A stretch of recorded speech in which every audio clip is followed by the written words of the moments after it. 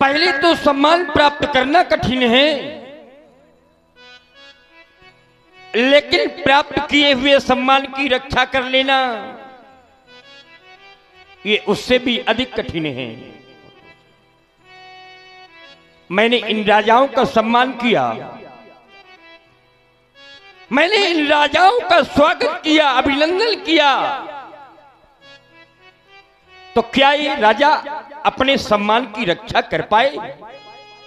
नहीं कर पाए। परिणाम क्या हुआ? सब नप भय, जोग उपहासी और जैसे बिल विराग सन्यासी, जैसे बिना वैराग्य के सन्यासी उपहास का पात्र होता है, वैसे ही ये सब राजा उपहास के पात्र बन चुके हैं। अभी कुछ समय पहले जब हमारे बंदीजन ने प्रण की घोषणा प्रसारित किया, बंदीजन की घोषणा को जब राजाओं ने सुना तो ये समस्त राजा, ये समस्त वीर अपना अपना बल परीक्षण भगवान शंकर के पिनाक पर करने लगे, बल परीक्षण करने लगे, शक्ति परीक्षण करने लगे। और जब ये शक्ति परीक्षण करने लगे तो शक्ति परीक्षण के कुछ दृश्य आप लोगों ने भी देखा और मैंने भी देखा। एक पहला दृश्य शक्ति परीक्षण का, वो प्रथम दृश्य जब एक एक राजा क्रमशः धनुष को उठाने के लिए आए, धनुष को उठाने का प्रयास करने लगे। तमकिता की तकिसु धनु धरही, उठे ना कोटि भांति बल करही, ये तमकी धरे धनु मूढ़ न उठे न चले ल जाए, उठे न चले ल जाए। जब धनुष नहीं उठा तो चले ल जाए।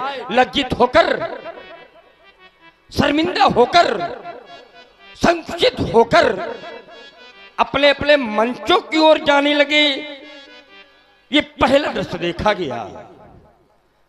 जब एक एक राजा से धनुष नहीं उठा तो अचानक एक दूसरा दृश्य भी सामने आ गया। दूसरा दृश्य क्या देखा? दूसरा दृश्य यह देखा कि जब 10,000 राजा एक साथ सामूहिक धनुष को उठाने का उपक्रम करने लगे, बहुत साहस 10 एक ही 12 और लगे उठामन, पट्टरे लटारा डगे ना संबुसरासन कैसे। 10,000 राजा एक साथ इस मैथिली प्रतियोगिता में पराजित होते हुए देखे गए। और अब ये तीसरा दृश्य देख रहा हूं। ये तीसरा दृश्य मेरे सामने आ गया। अब जब मैं देख रहा हूं कि कोई भी राजा, अब कोई भी वीर धनुष को उड़ाने का तो कोई साहस भी नहीं करता। मानो इन सब राजाओं को भी विश्वास हो चुका है। ये समस्त वीर अभी विश्वास कर बैठे हैं कि धनुष को उठाना अब व्यर्थ है, नहीं उठेगा भी धनुष। और ऐसा मान करके ही ये सब श्रीहत हो चुके हैं।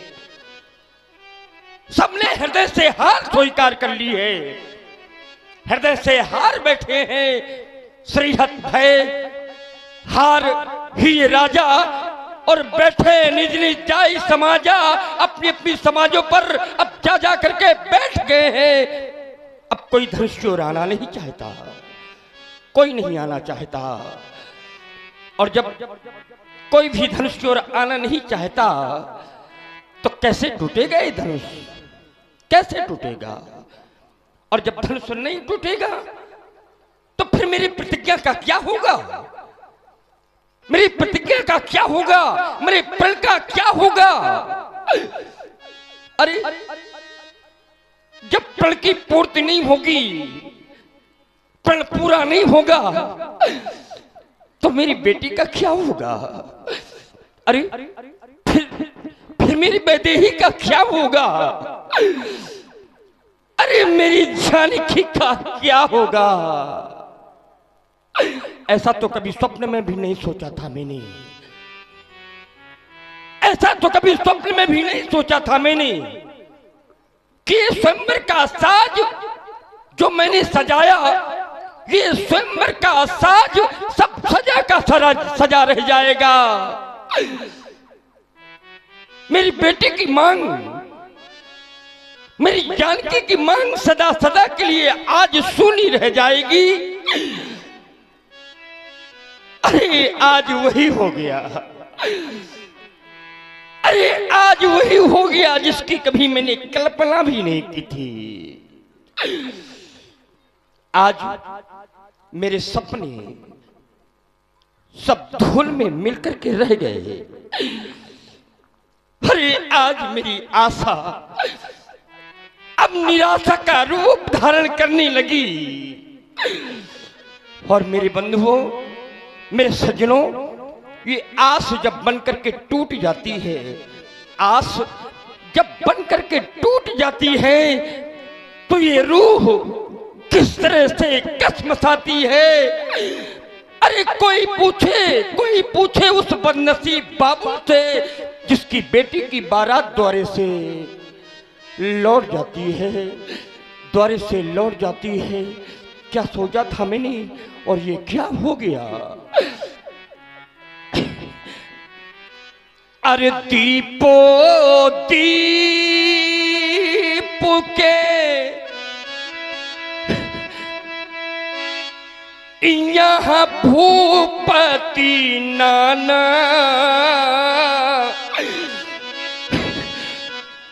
और ये आए सुनी हम जो प्रण ठाना। हमारे प्रण को सुन करके सभी आए और ये कहना कि क्या केवल दीप दीप के ही राजा आए? ना, केवल दीप दीप के राजा नहीं आए, बल्कि यहां तो त्रैलोक के वीरों का आगमन हुआ है।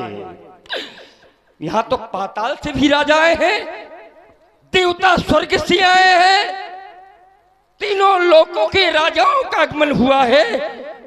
और अगर ये कह दिया जाए कि सारा त्रैलोक का जिस मिथिला में पराजित हो गया तो कोई अतिशयोक्ति नहीं होना चाहिए।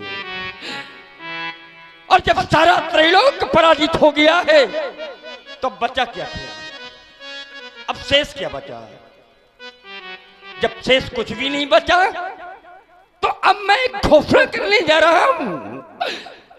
मेरी एक सार्वजनिक घोषणा है। मेरी घोषणा किसी व्यक्ति विशेष के लिए नहीं है, बल्कि मेरी एक घोषणा ये सामूहिक घोषणा है, सार्वजनिक घोषणा है। और सार्वजनिक घोषणा के अंतर्गत मैं एक घोषित करना चाहता हूं कि आप जानी को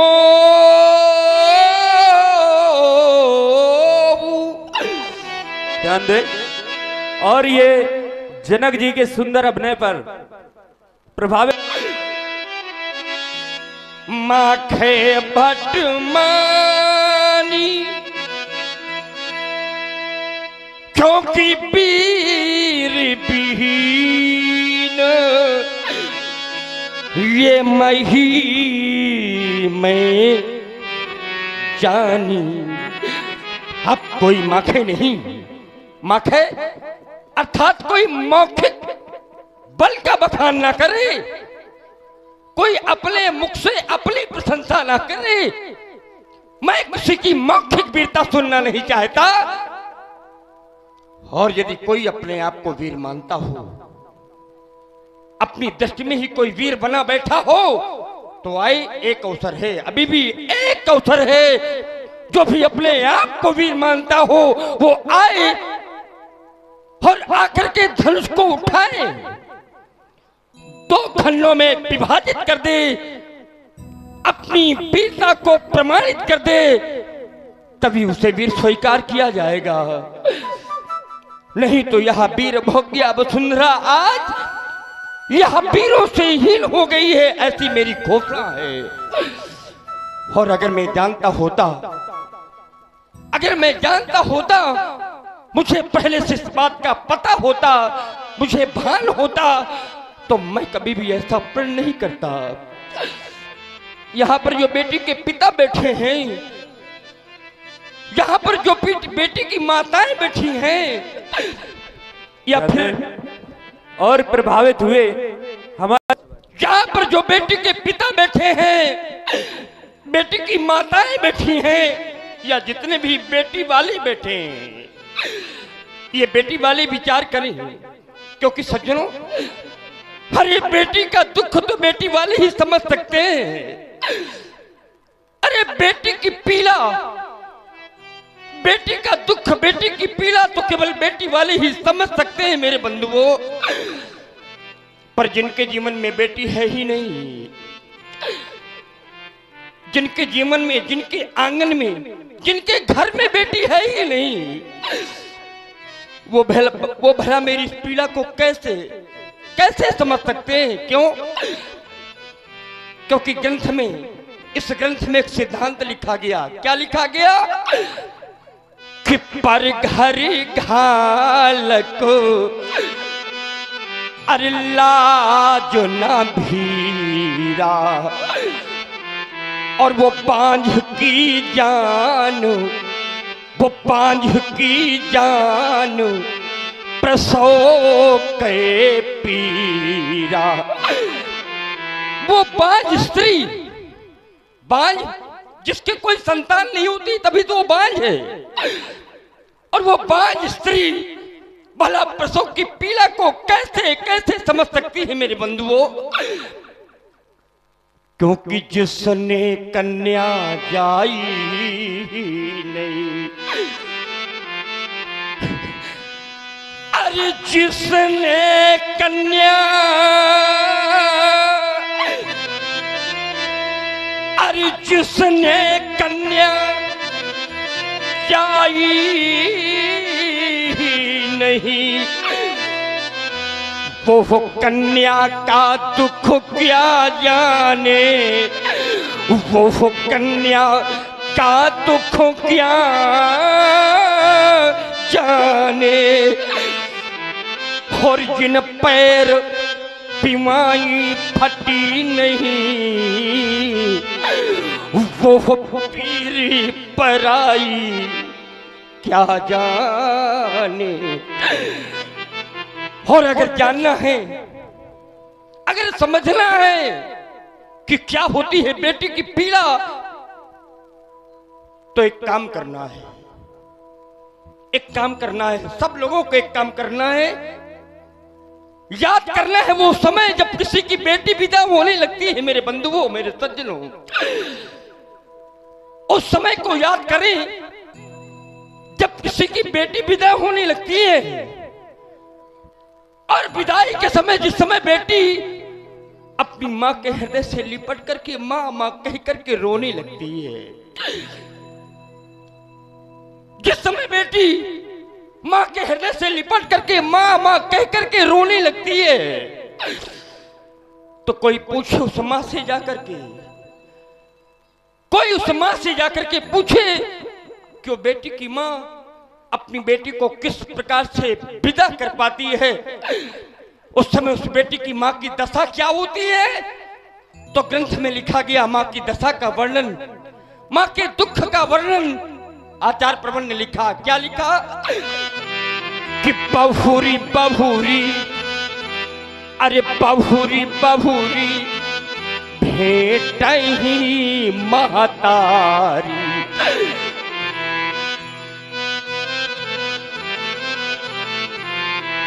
अरे बहुरी बहुरी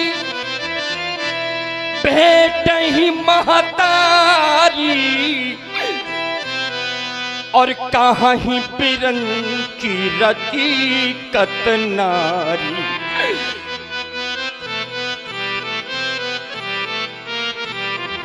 बार बार वो बेटी की मां अपनी बेटी को अपने हृदय से लगाती है और उस विधाता से कहती है कि विधाता, अगर मेरी बेटी को मुझसे जीवन भर के लिए दूर करना था तो तुमने मेरी कोख से बेटी को जन्म क्यों दिया। याद करें वो समय मेरे सज्जनों, मेरे बंधुओं, जब लिपट लिपट कर मां से रोए बेटी,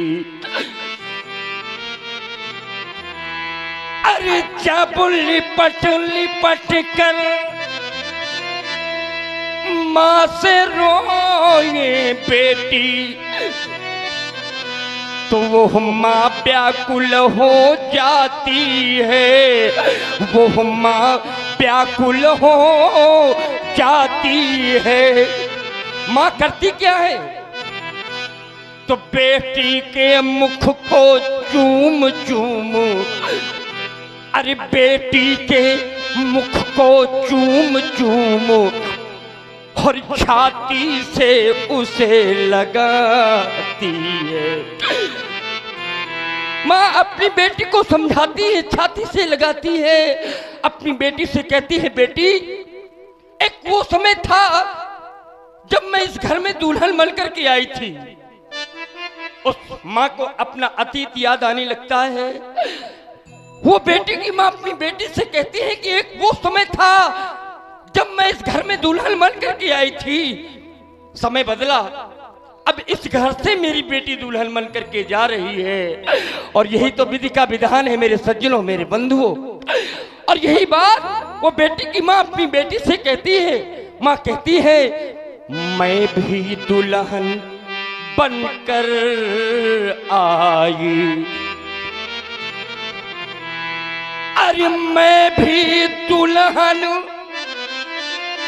बनकर आई, और अब तुमको भी दुल्हन बनना होगा, तुमको भी दुल्हन बनना होगा। और मेरी बेटी संसार की सारी लोक रीति अब पालन तुमको करना होगा। इतना कहते कहते वो बेटी की माँ व्याकुल हो जाती है। और जब अपनी माँ को व्याकुल देखती है बेटी, तो स्वयं बेटी अपनी माँ की आंखों से आंसू पोंछती है। और वो बेटी अपनी माँ से कहती है, क्या कहती है वो बेटी? वो बेटी माँ से कहती है, मत रो माँ, तू क्यों रोती है? अरे मत रो माँ, तू क्यों रोती है? क्योंकि बेटी पराया धन होती है, वो बेटी पराया धन होती है।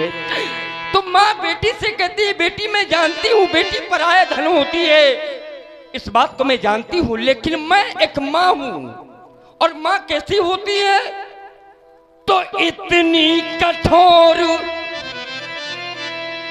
अरे इतनी कठोर कहाँ होती है?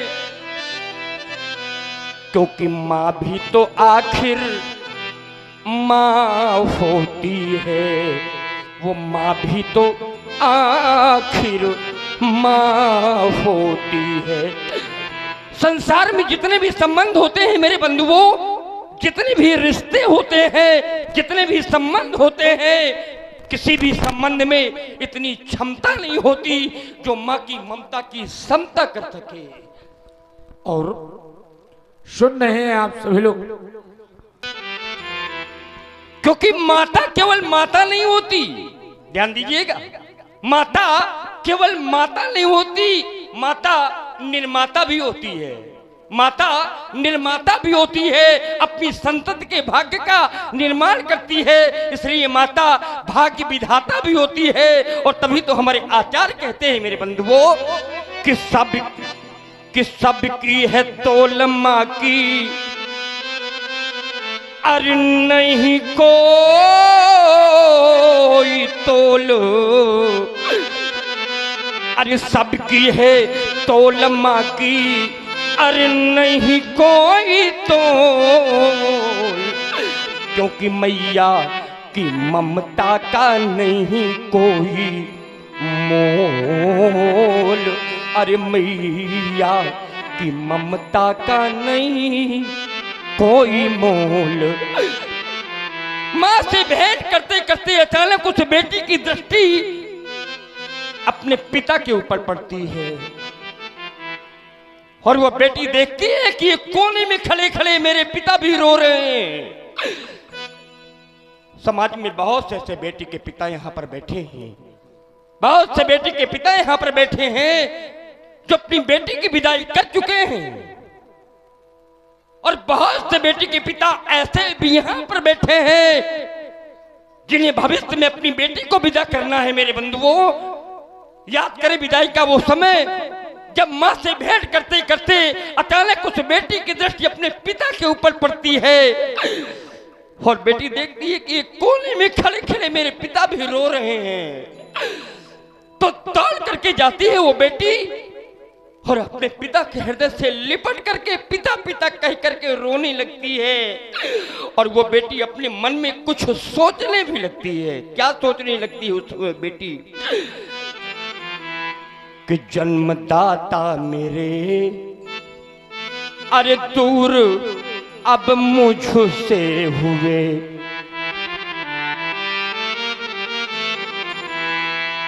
जन्मदाता मेरे दूर मुझसे हुए।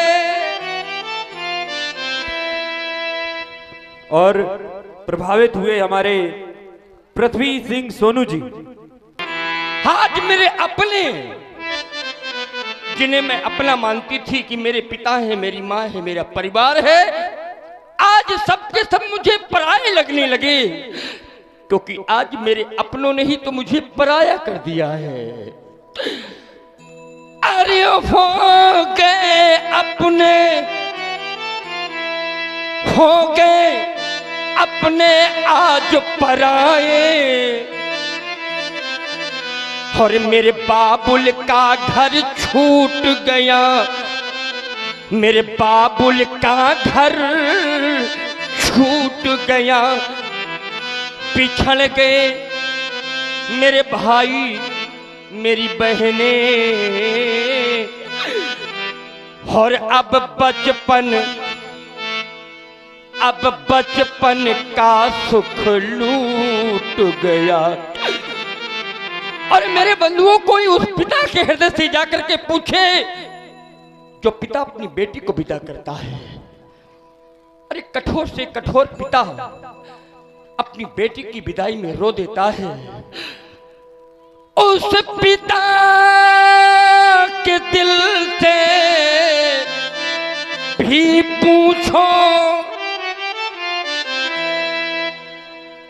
उस पिता के दिल से भी पूछो, जो सुता किसी को देता है, भावी जीवन को सोच सोच वो तो फूट फूट कर रोता है। और उस विधाता से बार बार कहता है वो बेटी का पिता कि हाय विधाता तूने भी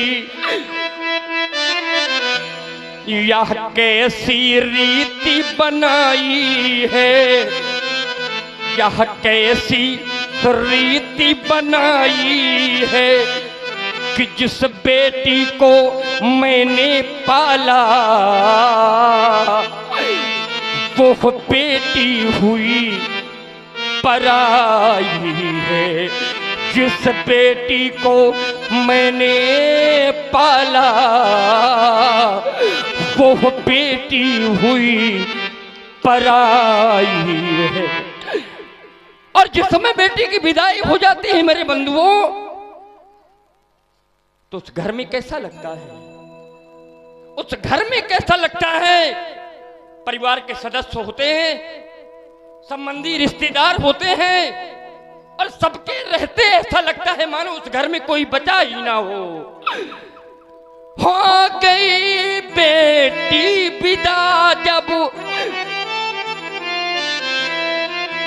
अरे हो गई बेटी विदा जब, तो खत्म मेला हो गया और उड़ गई आंगन से चिड़िया, घर अकेला हो गया। वो उड़ गई आंगन से चिड़िया और घर अकेला हो गया। पर बेटे की विदाई का दुख तो वही समझ सकते हैं जिन्होंने अपने जीवन में जिन्होंने बेटी की विदाई की होगी। किसी ने कहा कि जिन्हें महसूस इंसानों के रंजो गम नहीं होते, जिन्हें महसूस इंसानों के रंजो गम नहीं होते, वो इंसान हकीकत में पत्थरों से कम नहीं होते। और तभी तो मैं कहता हूं कि जिसने की बेटी विदावा नहीं, वो दुख पिता का क्या जाने, वो दुख पिता का क्या जाने। और जिसने कन्या जाई ही नहीं, वो कन्या का दुख क्या जाने। बड़े भाग्य से कन्यादान करने का अवसर मिलता है मेरे बंधुओं। ये मानव जीवन मिला तो एक बार कन्यादान अवश्य करना। कभी कभी लोग कह देते हैं महाराज कन्या नहीं है तो किसका कन्यादान करें। अरे यदि अपनी कन्या नहीं है तो किसी संबंधी की कन्या का कन्यादान कर देना। अरे किसी गरीब की कन्या का कन्यादान कर देना। लेकिन मानव जीवन मिला है तो एक बार कन्यादान अवश्य करना मेरे बंधुओं, क्योंकि हमारे आचार्य कहते हैं इस जग में आने वाले को अरे सब कुछ तो यहाँ मिल जाता है, सब कुछ तो यहाँ मिल जाता है। पर याद रखना होता है बहुत वो भाग्यवान जो कन्यादान कर पाता है। अरे होता है बहुत वो भाग्यवान जो कन्यादान कर पाता है। माता पिता के घर में ये बेटी ये पराई संपत्ति है, ये अपनी संपत्ति नहीं है, ये पराई संपत्ति है, ये पराया धन है मेरे मित्रों मेरे बंधुओं। और संसार का कोई भी पिता इस धन को जीवन भर अपने घर में नहीं रख सकता। क्यों? क्योंकि बेटी मात्र धरोहर होती, ये जिसकी धरोहर है वहां पर ये निश्चित जाती है, कोई रोक नहीं सकता। जहां पर बेटी का प्रारब्ध है वहीं पर बेटी जाती है। जहां बेटी मात्र धरोहर होती और करना पड़ता इसका दान। सब दानों में दान श्रेष्ठतम, सब दानों में दान श्रेष्ठतम और महादान है कन्यादान। महादान है कन्यादान। कन्यादान के समय आप लोगों ने देखा होगा एक रस्म होती है जिसे लावा परोसना कहते हैं। भाई के द्वारा बहन को लावा परोसा जाता है। और आप लोग जानते हैं कि वो लावा काहे का होता है? वो लावा धान का होता है। अच्छा, ये लावा धान का ही क्यों होता है? धान का इसलिए होता है क्योंकि धान की बेल पहले कहीं उगाई जाती है, फिर उस बेल को उखाड़ करके वो बेल दूसरी जगह कहीं लगाई जाती है। और यही तो कन्या का जीवन होता है मेरे बंधुओं। बेटी का भी यही जीवन होता है। बेटी जन्म कहीं लेती है और बेटी का पालन पोषण जीवन यापन कहीं होता है। और इसीलिए जब लावा परोसा जाता है तो वो लावा धान का परोसा जाता है, क्योंकि बेटी होती बेल धान की, बेटी होती बेल धान की, जो पहले कहीं उगाई जाती है, पहले कहीं उगाई जाती है, कुछ समय बाद फिर वही बेल कहीं और लगाई जाती है, कुछ समय बाद फिर वही बेल कहीं और लगाई जाती है। घर में बेटा होना, घर में बेटा होना ये तो भाग्य की बात होती है मेरे बंधुओं।